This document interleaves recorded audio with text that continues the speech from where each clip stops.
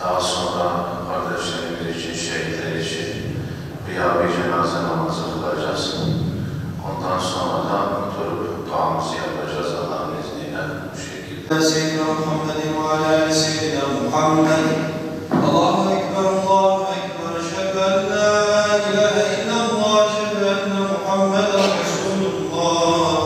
Ala seyyidina Muhammed ve ala seyyidina Muhammed.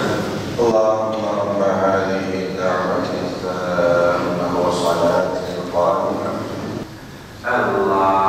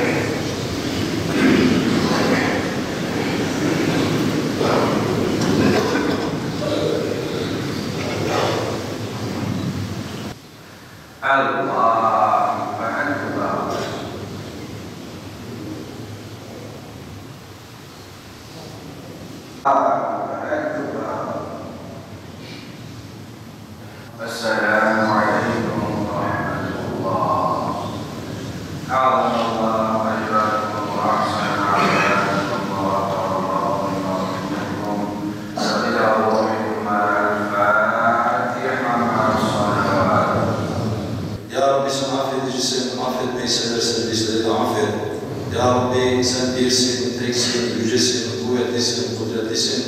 Dualarımızı kabul ve makbul eyle Ya Rabbi. Ya Rabbi saltanatın azameti ve celil celali kadar sana hamdolsun. Bizler zatına hakkıyla hamd etmekten aciziz.